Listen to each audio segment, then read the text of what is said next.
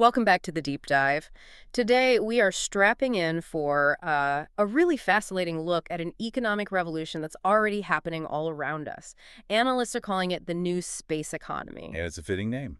We're talking about $1 trillion industrial frontier, and it's accelerating at this incredible pace. It's bringing with it, both these unimaginable opportunities and some truly unprecedented, almost existential threats. That trillion-dollar figure is really the key here. We're talking about that valuation being hit by the 2040s.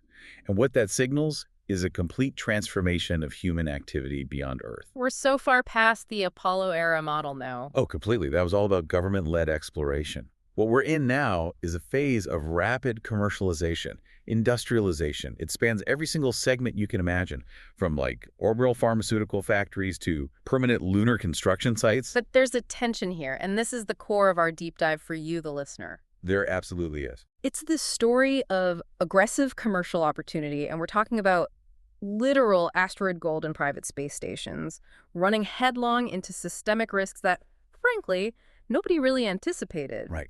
Things like orbital debris, which we'll get into, and this massive, potentially catastrophic legal ambiguity. That's structural conflict, the speed of profit versus the inertia of governance. That's exactly what we're here to unpack today. We've pulled together a whole stack of sources that detail the technological innovations driving this explosive market growth. We're going to examine these ambitious new private ventures moving beyond Earth orbit and, most importantly, highlight the critical environmental and legal consequences. And these are not hypothetical future problems. No, not at all. They are emerging right now in low Earth orbit and beyond. Okay, so where do we start? Let's unpack this engine of change by starting where everything begins. Getting off the planet. The initial, and I'd say most profound shift in the space economy has really been the revolution in launch services. In the industry, we call this the upstream segment. Right. And for decades, launch was defined by what? High cost, low frequency, and an almost total reliance on government funding. It was a physics problem solved by brute force. Huge budgets, one-off rockets. And the critical technological catalyst, the thing that really flipped that model on its head, it's all about one thing: radical cost reduction through reusability. A principle truly pioneered and, frankly, perfected by SpaceX with their Falcon 9 and Falcon Heavy vehicles. And this isn't just about saving a bit of money, is it? Not at all. It's a fundamental change in the unit economics of space access. When you can safely recover, refurbish, and then reuse that multi-million-dollar first stage, which provides the bulk of the thrust, you're not just manufacturing a disposable product anymore. You're operating something more like a highly specialized logistics utility, an airline for space. That's a great analogy. And the numbers, they're just stark. Historically, the cost per kilogram to get to orbit was in the tens of thousands of dollars. Unthinkable for most. Exactly. Reusability, combine that with mass production techniques, and it drives that cost down by factors of 5, even 10. And that puts immense competitive pressure on the entire legacy industry. Oh, it ripples through everything. Traditional providers, what people often call old space, Right. like the United Launch Alliance or ULA. That's the joint venture of Boeing and Lockheed Martin. That's the one. They've been forced to completely shift their entire philosophy. For decades, they were the dominant players. They operated under these performance-first, reliability at any cost government contracts. The famous cost-plus contracts? Right. But those are becoming much rarer. They now have to compete directly on price. And you can see this in their hardware. The source material shows ULA rapidly transitioning away from their legacy rockets, the Delta and the Atlas, toward their new, much more commercially competitive vehicle, the Vulcan Centaur.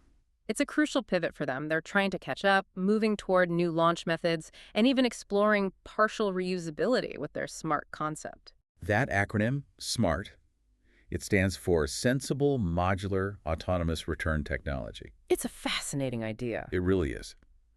The concept behind SMART is quite different from what SpaceX does. ULA doesn't try to land the enormous first stage vertically. So no landing on a drone ship. No. Instead, once the fuel is spent, the main engines, which are the most complex and expensive components of the first stage, are actually jettisoned as a single module. Okay, so they just drop the most valuable part. Well, they drop it with a plan. It deploys a protective shield and then an inflatable heat shield. This allows it to survive the heat of reentry, and then they can recover it, either with a helicopter midair or just scoop it out of the ocean. Wow. That's a very different approach. It is. But this whole shift, their entire strategy, illustrates that commercial viability is now defined by balancing absolute mission reliability with aggressive cost effectiveness.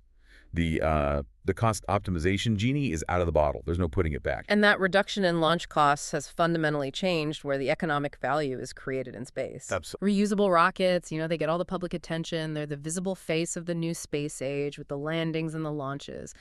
But the greatest, most sustained economic value has profoundly shifted downstream. 100%. The downstream sector, which is basically everything that uses the assets we put in space, that is now the beating heart of this new economy. So we're talking about data, high-speed connectivity, and all the insights you can derive from that for industries on Earth. And often for industries that have nothing directly to do with space exploration. The integration of these assets into the global economy is it's deeper than most people realize. The sources we looked at give some incredible, very targeted examples of this. Like what? Well, high-frequency market trading. It's benefiting massively from low-latency broadband that's provided by these LEO constellations. We're talking about a world where gaining a single millisecond of information advantage is worth millions of dollars to these firms. And that value extends so far beyond just finance. Think about logistics and global efficiency. You have satellite geospatial data being fed directly into machine learning models. For what kind of applications? For detailed climate risk modeling, for insurance companies, for monitoring supply chains of everything from shipping containers to critical mineral extraction sites, and of course for rapid disaster response analytics. I found the example about large sporting events to be particularly telling. Yeah, that's a good one. The PGA Tour, or even something like Formula One, historically, to broadcast those events, they had to lay down dozens of miles of expensive fiber optic cable for every single tournament. Just to handle the massive data requirements of broadcasting, all the telemetry from the cars, security, it's a huge logistical lift. Right. And space-based broadband offers this radical, almost immediate reduction in that effort and cost, especially for events that are hosted in remote or temporary locations. The underlying insight here for you, the listener, is that space is no longer just a destination. It has become essential, almost invisible utility infrastructure. Like electricity or the internet a century ago? Exactly.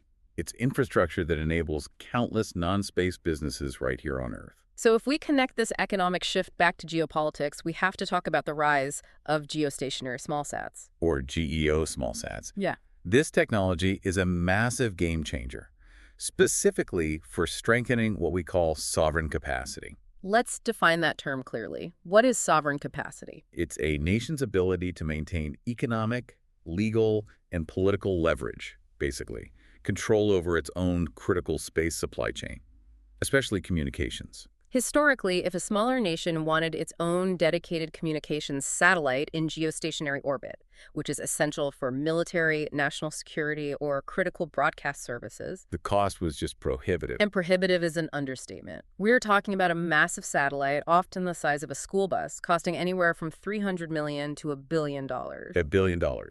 For the vast majority of nations, that was simply out of reach. So what did they do? Because it was out of reach, they had to resort to leasing capacity from multinational consortia or larger foreign operators. They were essentially renting bandwidth on someone else's bus. And that leasing comes with a profound structural trade-off. A huge one. A loss of operational control and data sovereignty. Think about it.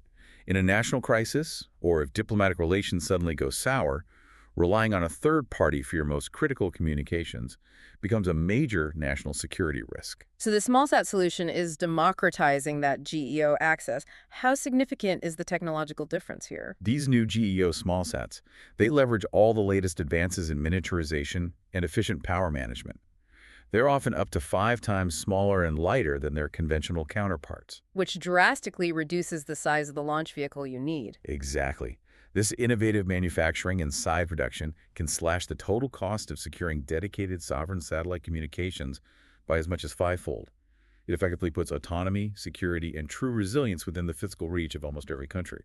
So their critical data stays under their own jurisdiction no matter what's happening with global politics. That's the goal. True digital sovereignty. Okay, so launch costs are plummeting, and smaller, cheaper sovereign satellites are becoming the norm. The next logical step, and this is an immensely ambitious one, is moving beyond Earth orbit entirely. And this is where the deep dive into the new frontiers really begins. The immediate industrial targets are the moon and the asteroid belt. And this is where it gets really interesting. Well, let's start with the moon. Specifically, we need to detail NASA's strategic pivot under the Commercial Lunar Payload Services Program, or CLPS. And the key here is that this is not the government building the hardware. Not at all. NASA is acting purely as a sophisticated, guaranteed customer. They are buying end-to-end payload services. So, transportation, the landing, and the operation of the payload from a pool of commercial American contractors. How many companies are in that pool? Currently, there are 13 companies eligible to bid on these missions. So NASA is essentially underwriting the creation of a private lunar shipping industry. What are the core objectives that justify this massive commercial investment? The objectives are really threefold, and they all feed into the long-term Artemis program. First is pure exploration and scientific data collection.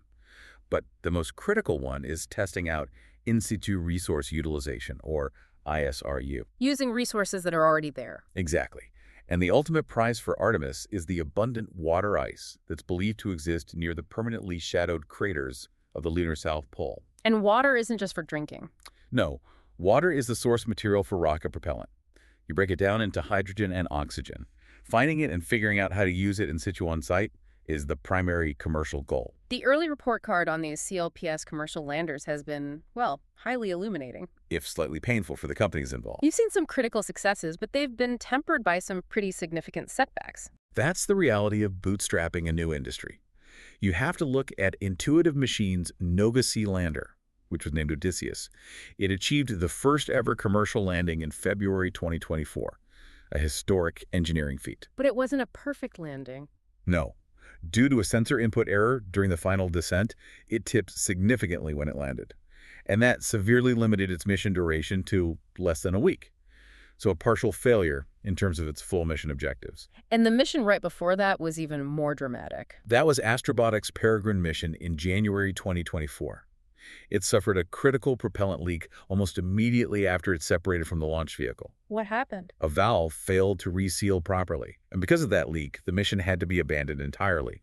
What should have been a lunar landing turned into a controlled but definitive failure in Earth orbit. The technical lesson here is just brutal. The cost of failure is absolute in space. But these are the necessary growing pains of creating a high-reliability service from scratch. They are. And the commercial momentum continues regardless of these setbacks. We see Firefly Aerospace's Blue Ghost Mission 1 is targeted for early 2025. And they're aiming to be the first fully successful CLPS landing, carrying 10 science investigations. The market is structured to absorb these early failures and just keep iterating, keep moving forward. And that persistence led to what might be the most important commercial precedent established so far. Which was? In February 2025, shortly after the Odysseus landing, Lunar Outpost's MAPP rover executed the first ever commercial sale of lunar regolith lunar soil to NASA. A direct contractual transaction for material extracted on another world. Why does a small sale of moon dust matter so much? Because it was so much more than symbolic. It established a clear legal and economic framework, and it was endorsed by the world's leading space agency. It validates the entire concept of resource utilization. It demonstrated that extraterrestrial resources have real, purchasable economic value. And it successfully set the precedent for a future market in space commodities before any major industrial operations have even begun. It moves the whole conversation from theoretical planning to established contract law. So once they can reliably land and claim these resources, the next big bottleneck is infrastructure. Right, you have to build things. And that brings us to outward technologies and their fascinating approach to lunar construction. Solar sintering. This is all about building permanent landing pads and roadways without the immense cost of shipping tons of construction material from Earth. It really is a paradigm shift in off-world engineering. Outward Technologies is developing what they call the Lunar Articulating Mirror Array, or LAMA. And what does LAMA do? This system uses massive, concentrated solar arrays to focus intense sunlight directly onto the loose lunar regolith. This concentrated thermal energy literally melts the soil in place, solidifying it into durable, rock-hard structures. Melting rock with sunlight. Let's get into the material science of this. What kind of energy output and temperature do they need to hit? And why is that specific temperature so critical for a functional landing pad? The lunar regolith is a varied material. The dark basalt regolith, it needs temperatures just above 1050 degrees Celsius to melt.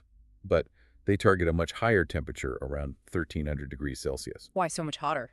to ensure a homogeneous, reliable melt of both that darker basalt and the lighter, more reflective anorthosite that makes up the lunar highlands.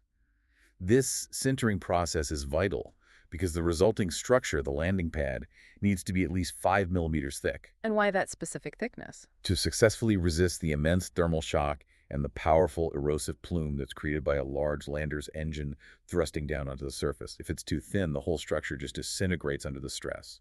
And the moon itself provides the absolute perfect environment for this kind of solar-powered 3D printing. It's a perfect confluence of physics. Concentrated solar power is immensely effective on the moon because there's no atmosphere. So zero clouds, zero wind loads, zero atmospheric filtering. And, crucially, the sun moves 28 times slower across the lunar sky than it does on Earth. Yeah. That provides stable, long-duration solar access. I remember reading those irradiance numbers in the source material. They were just shocking. They are.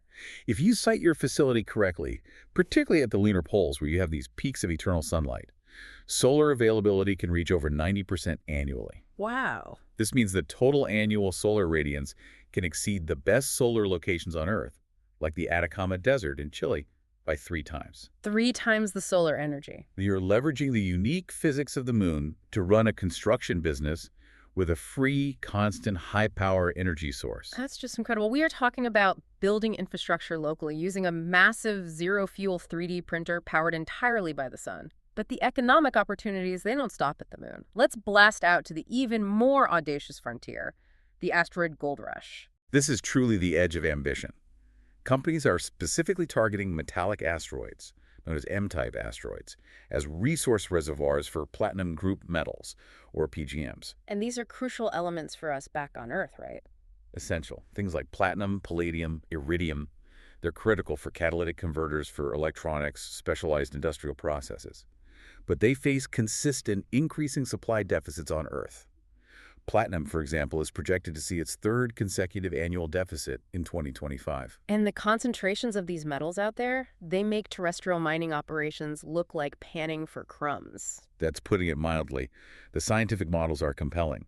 These metallic asteroids may contain PGMs in concentrations up to 5,000 times higher than the most productive mines on Earth, 5,000 times. often reaching between 0.5% and 1% by mass. This extreme concentration translates directly into projected, just phenomenal margins. What kind of margins are we talking about? Astroforge, which is a leading startup in this sector, estimates that their asteroid PGM mining margins could reach 85%. 85%. That's compared to what for a mine on Earth? Typical terrestrial mining margins usually hover around 7%, so it's a whole different world. That margin makes the risk worthwhile, but let's look at their strategy. Astroforge adopted a very specific high-risk, low-cost model. It's explicitly contrasting with previous attempts at asteroid mining that burned through billions of dollars only to ultimately fail. It was a calculated gamble, both in engineering and in finance. They designed and built their 105-kilogram Odin spacecraft in under 10 months. And for an incredibly low price tag. Only between $3.5 and $6.5 million. And they were completely transparent with their investors and the public about the likelihood of failure. They launched with an estimated 30% chance of full mission success. Their mantra was progress, not perfection. It was. But doesn't that just transfer the risk? I mean, doesn't progress, not perfection, simply push the potential future cleanup costs onto the orbital environment and the international community? If their cheap systems fail at deep space speeds, that creates new hazards. That is the structural critique of this model, and it's a completely valid one. However, the commercial philosophy behind it is that rapid, cheap iteration and an acceptance of risk in this early phase is necessary to prove the core technologies before you scale up to expensive, mission-critical operations. So they prioritize speed and data acquisition over guaranteed success. For now, yes. So what did Odin achieve on its deep space flyby mission in early 2025? Well, it did fail its primary objective, which was to image the asteroid 2022 OB5, and it eventually lost contact. But it achieved a crucial technical and operational milestone. Which caused... It established two-way communication with a privately built spacecraft that was traveling far into deep space, well past the moon, reaching about 200,000 kilometers away. So it proved that a private, modestly funded company could successfully operate their systems outside the stabilizing influence of Earth's gravity well. Exactly. That deep space communication, even for a short time, that's the essential validation of their core capability to execute future missions. They demonstrated the ability to command and receive telemetry from their vehicle in an environment where gravity and orbital dynamics are constantly changing. So what's next for them? They are now folding all those lessons, particularly around power management, communications resilience, and deployment risks, into their next mission, which is called Vestry, scheduled for 2026. And what's Vestry's goal? Vestry is designed to go further. It's going to employ electric propulsion and a heavily increased power architecture. The goal is the first ever private landing on an asteroid outside a planetary gravity well, specifically to take in situ data and measure the PGM surface composition. The movement to the moon and asteroids, that's all about abstracting what's already there, the natural resources. But meanwhile, back in low Earth orbit, a new form of incredibly high-value manufacturing is thriving in the microgravity environment. This is the microgravity factory, and the value proposition here is all about unique physical processes. What do you mean by that? This sector capitalizes directly on the unique physics of space. On Earth, material and biological processes are heavily governed by gravity-driven phenomena. Things like convection, where heat causes fluid movement, sedimentation, where heavier particles settle, and buoyancy. Right. In the near-zero gravity environment of Lea, these factors are essentially absent. And this allows materials and biological systems to be processed with a structural precision and purity that is simply impossible on the ground. One of the most promising areas detailed in the source material is pharmaceuticals, right? Making better, purer drugs in orbit. Precisely. Take Redwire, for example. They use their Pharmaceutical In-Space Laboratory, or PIL, aboard the International Space Station. The core objective is to grow protein crystals. And why is that better in space? On Earth, gravity introduces imperfections and lattice defects during crystal formation. In microgravity, they can grow protein crystals that are much larger, more uniform, and structurally perfect. And why does that uniformity matter so much for drug development? That structural perfection can lead to breakthroughs in understanding the protein's function. And that can result in drug formulations with improved characteristics. Like what? Better bioavailability, which is how much of the drug your body actually absorbs, longer shelf life, and potentially novel therapeutic forms that couldn't exist if gravity had interfered during their crystallization. These are critical advancements, particularly for biologics. And then you have Varda Space Industries, which has taken this concept and engineered an entire autonomous supply chain around it. They're literally turning LEO into a proprietary production line. It's an incredible business model. Yeah. Varda operates these autonomous orbital production satellites, part of their W-series platform. These are self-contained orbital factories. So a factory in a box, basically. Exactly. They're designed to process specialized biopharma materials, heating, mixing, and cooling them in LEO, and then return only the finalized product to Earth via these specialized reentry capsules. And what's the unique advantage there? The microgravity environment allows them to discover and stabilize unique crystal structures and morphologies that would instantaneously collapse upon contact with Earth's gravity. By locking those properties into the material before the capsule brings it home, they're generating entirely new intellectual property for pharmaceutical firms that is proprietary to space manufacturing. Beyond drugs, Redwire is also focused on advanced materials and even biological creation for habitat support, which seems critical for any future long-duration missions. Their work in advanced manufacturing is absolutely essential for the transition away from relying on Earth for everything. Redwire pioneered the Biofabrication Facility, or BFF, on the ISS. And what have they done with it? It has successfully created complex, three-dimensional human tissue structures. On Earth, these structures would just collapse under their own weight. And this research is a direct, albeit very long-term, path toward what? Toward the potential future application of printing entire, fully functioning human organs for transplantation, starting with non-viable scaffolds and eventually moving toward complex vascularized tissues. It sounds like science fiction, but they are producing real hardware up there already too, which addresses the logistical nightmare of resupply. They certainly are. Their additive manufacturing facility, or AMF, has been operating since 2016. It's the first permanent commercial 3D printing platform in LEO. And what has it made? It's produced over 200 parts, including essential tools and hardware. One really key application involves recycling polyethylene from packaging waste things like food bags and wrappers into 3D printer filament. So they're recycling trash in orbit. And then they're 3D printing that recycled trash into crucial hardware like radiation shielding inserts for vests. It demonstrates a critical on-demand manufacturing capability that significantly reduces the expensive launch mass you need for long missions. So whether it's medical breakthroughs or manufacturing spare parts, these in-space factories are designed to deliver immediate, tangible benefits back home, but also to enable humanity's expansion into deeper space. And the terrestrial industrial applications are broad. Consider the turbine superalloy casting module, or TSCM. This module processes superalloy parts metals with exceptional heat resistance in microgravity. For use where? These finished components are intended for use in high-performance turbine engines right here on Earth. Researchers expect that parts processed in microgravity will have a much more homogeneous, defect-free microstructure. Which leads to improved mechanical properties, better thermal resistance, better structural integrity. Benefiting everything from jet engines to industrial power generation. We've spent the last few sections discussing these tremendous opportunities, the technological breakthroughs, the gold rush in the heavens. But the exponential speed of this commercial expansion, particularly in low Earth orbit, is creating some massive systemic risks. And the most immediate pressing one is the space debris crisis. The scale of the problem is truly staggering, isn't it? It is, and it's accelerating geometrically in the most valuable and busiest region of space, low Earth orbit. By 2024, there were already over 14,000 active satellites orbiting Earth. And the vast majority of those belong to these new mega constellations. With SpaceX's Starlink network alone having over 9,357 satellites in orbit as of December 2025. Wait, 9,357? That's nearly 10,000 operational satellites owned by a single company. And the industry projection for the near future is frankly unbelievable. It is. The industry plans call for over 500,000 total satellites. That's 560,000 from companies and sovereign networks like Starlink, OneWeb, China's Guang, and Astra to be in orbit by 2037. And all that congestion drastically increases the risk of the Kessler syndrome. Let's elaborate on that for the listener. This is the fear that a single major collision could trigger a cascading chain reaction. Exactly. The fear is that one collision generates thousands of fragments of debris.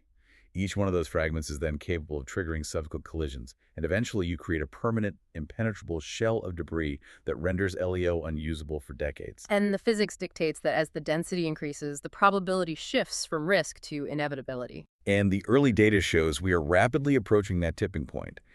As far back as 2021, computer models showed that Starlink satellites were involved in approximately 50% of all close encounters between spacecraft and LEO every single week. 50%! One company is responsible for half the near misses in the busiest traffic lane off the planet.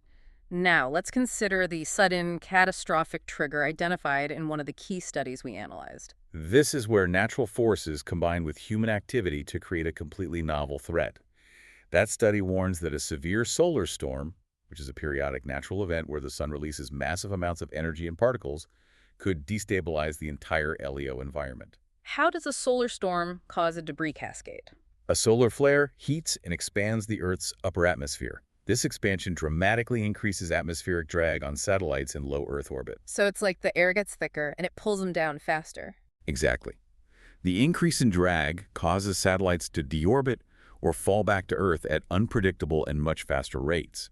And because every single satellite would be experiencing a different and unmodeled decay rate simultaneously, the established collision avoidance models and coordination systems would be completely overwhelmed. How much time would we have to react? The study indicates we would have a very narrow window, less than 3 days, to attempt maneuvers and avert a catastrophic collision cascade. So we're talking about an environmental disaster that isn't cinematic, no big explosions, but is structurally crippling to our global infrastructure. Precisely. The resulting disruption to navigation, communications, power grid stability, weather forecasting. Yeah. It would be the definition of a systemic crisis, described in one source as an environmental disaster, akin to a massive, slow-moving oil spill that suffocates the entire orbital environment. Moving from the environment to astronomy, both ground-based and space-based observatories are directly threatened by these mega constellations.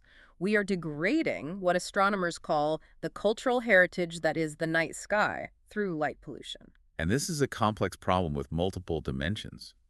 The sheer number of reflective satellites flying across the field of view of powerful telescopes creates these light streaks that corrupt data.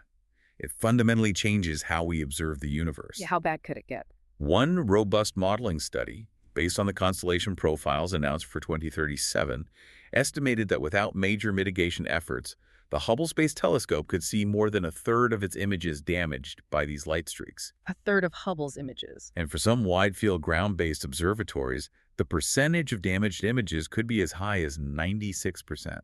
And it's not just the visible light that's the problem, is it? Correct. Satellites are also exceptionally bright in the infrared spectrum, and this isn't reflected sunlight.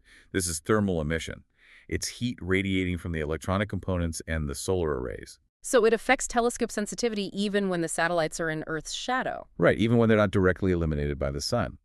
And compounding this, these constellations are constantly beaming down loud radio signals for internet access, potentially covering large swaths of the globe and interfering with the incredibly sensitive work of radio astronomy. So what's the solution for that? It requires either costly operational procedures, like constantly turning off transmitters when they fly over observatories, or completely new international regulations. Okay, so if we can't fully manage the collisions, let's consider the long-term risk of the accumulation of contaminants. What happens when all these thousands of satellites reach the end of their lifespan and intentionally burn up during re-entry? This is an area of truly unknown long-term consequences. The sources we looked at project that for Starlink's first generation alone, we could expect about 2.2 tons of dead satellite material re-entering the atmosphere daily. 2 tons a day. And the concern is not just the volume, but the chemical composition. Natural meteoroid material, which Earth handles constantly, Right. is mostly rocky material oxygen, silica, and magnesium compounds. But the re-entering satellites are mostly... Mostly aluminum. It's used extensively in satellite structure and propulsion. So this is a man-made addition of aluminum dust into the upper atmosphere. What are the specific environmental impacts that scientists are modeling from that? Over decades, this accumulation of non-natural materials could lead to significant environmental changes in the upper atmosphere. The polluting potential includes long-term impacts on crucial atmospheric processes. Like? Changes in radiative forcing, which is how Earth absorbs and reflects solar energy, altered rates of cloud condensation and ice nucleation, and even changes to stratospheric ozone concentrations.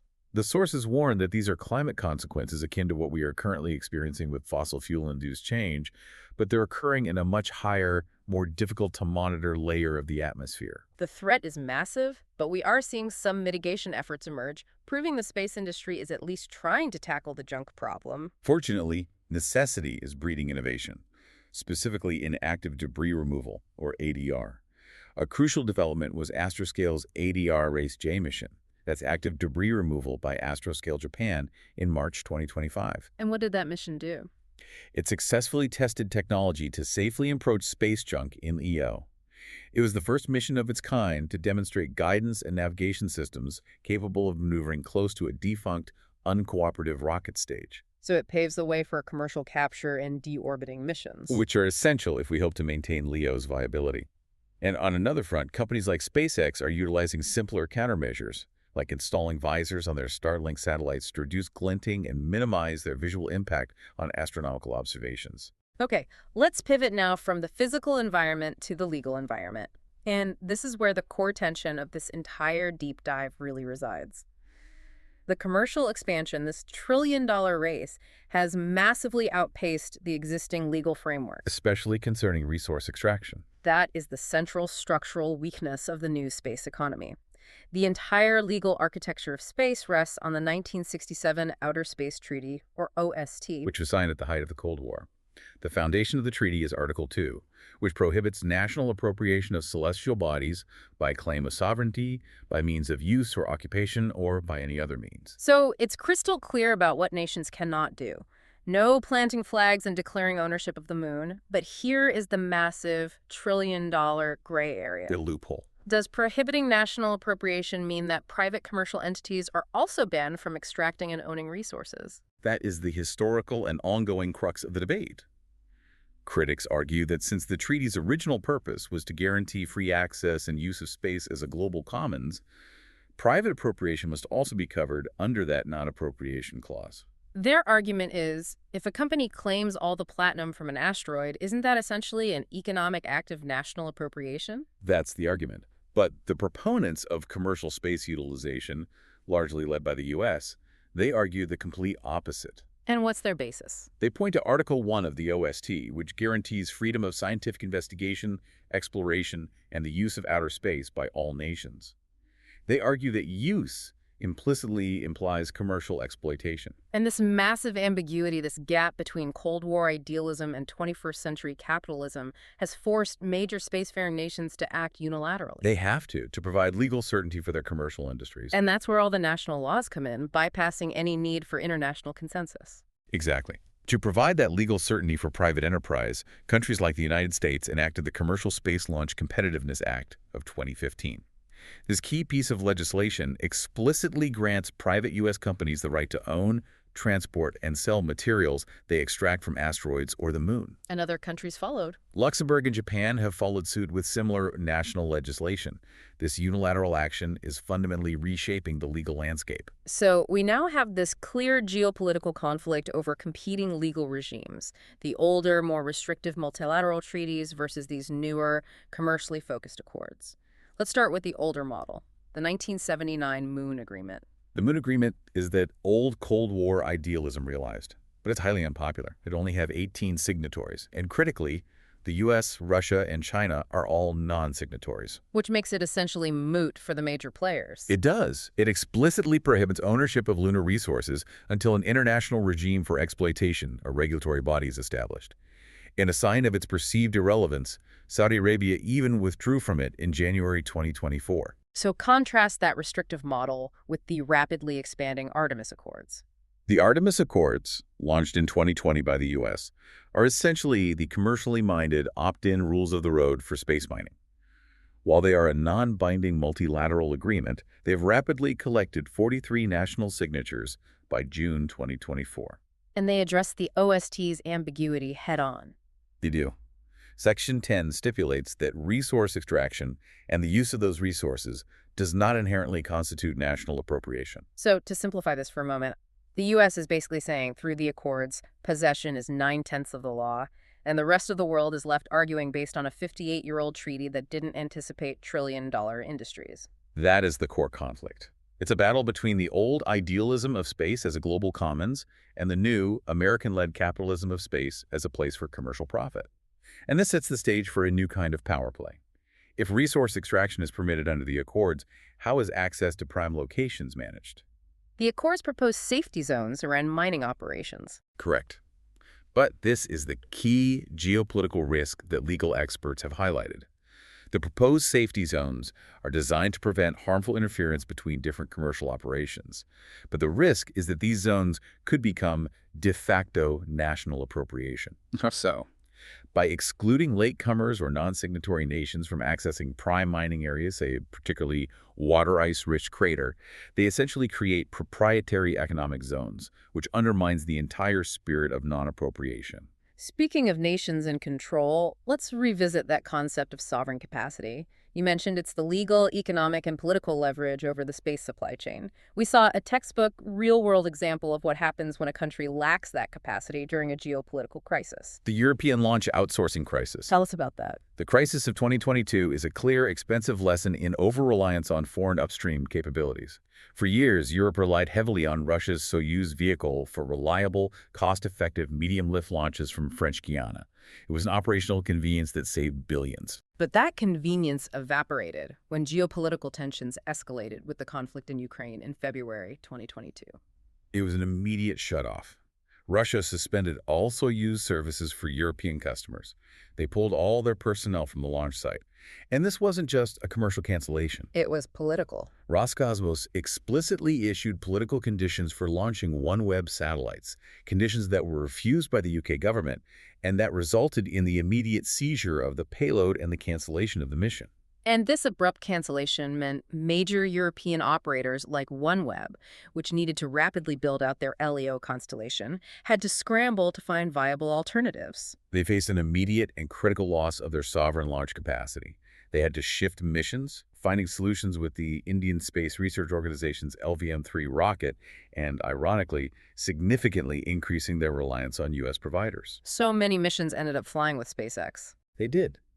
This crisis vividly demonstrated that outsourcing critical upstream capabilities, even if it's commercially justified, undermines a nation's sovereign capacity and leaves it fundamentally vulnerable to global political events. Sovereign access is therefore a strategic necessity, not just an economic preference. Bringing it back to the hardware that will serve this new infrastructure, one of the most exciting new assets entering the field is Sierra Space's Dream Chaser spaceplane.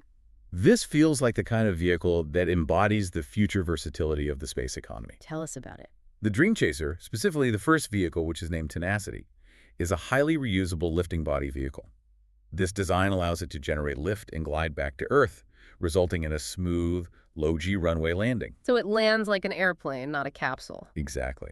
And it's designed for robust cargo transport. It's capable of delivering over 6 tons of pressurized and unpressurized cargo up to low Earth orbit. And crucially, unlike many cargo capsules, it can bring valuable assets back. That's the key commercial selling point.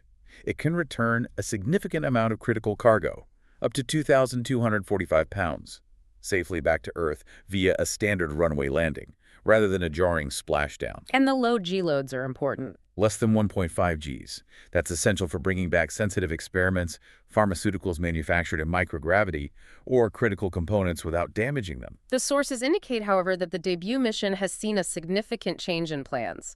It was originally designed to dock with the ISS under NASA's Commercial Resupply Services contract, CRS-2. Correct. The debut mission, now anticipated for late 2026, has been officially shifted from an ISS docking profile to a free-flyer demonstration mission. A mutual agreement between NASA and Sierra Space. Right. While some of the delays were related to the primary launch vehicle's availability, the change is fundamentally strategic. Why pivot away from the guaranteed income and the validation of docking with the ISS for the debut mission? The speed of the industry is just remarkable. This vehicle hasn't even had its debut yet, and the market has already moved so fast that they've had to completely redefine its mission statement just to stay relevant in the changing geopolitical landscape. So what's the new focus? Sierra Space is openly accelerating its focus on the defense tech market. They stated that this transition provides the necessary flexibility to address emerging and existential threats and national security priorities. It's aligning the vehicle's profile with defense tech acceleration. So by performing a free-flyer demonstration first, they are preserving the vehicle's potential as a national asset for diverse, high-priority mission profiles that might not even involve the ISS. Precisely. They're future-proofing the vehicle. Dream Chaser is already slated to be a key component of the Orbital Reef commercial space station project, which Sierra Space is developing alongside Blue Origin. So it will be the cargo transport for that station. It'll be the primary cargo transport solution, and it will also support the deployment of other infrastructure, like Sierra Space's inflatable life habitat modules. The free flyer mission allows them to test and verify the critical guidance, navigation, and control capabilities vital not just for resupply, but for these broader commercial and national security applications in the next era of space exploration. It's positioning itself as the high-end utility vehicle for the entire post-ISS commercial ecosystem. That's the plan. Hashtag tag outro. This has been a deep dive into an economy defined by relentless speed and high ambition. The key takeaway for you, the listener, is that the space economy is rapidly industrializing across every single segment, from cheap reusable launch and in-orbit manufacturing to lunar construction and aggressive asteroid prospecting. But the speed of that private ambition is creating systemic risks and legal vacuums faster than governments or international bodies can possibly react. And that leads us to the final provocative thought that really has to dominate the conversation surrounding space policy going forward. We are in the early, highly competitive phase of resource extraction and utilization. The new space race is not just about who gets to the moon or Mars first, but who controls the congested orbital environment and, crucially, who sets the legal rules for extraction. So, given the unprecedented environmental and astronomical risks we face, the looming structural threat of a Kessler cascade, potentially triggered by a solar storm, the long-term irreversible accumulation of industrial aluminum in our atmosphere, we have a choice. And that choice is this. Should the international community prioritize rapid economic exploitation dictated by unilateral national laws? Or should it prioritize responsible orbital governance secured through international consensus before the system fundamentally breaks? It is a trade-off that will define whether space remains an accessible, long-term frontier for all of humanity. Or if it quickly descends into a congested, legally ambiguous junkyard benefiting only a select few commercial actors?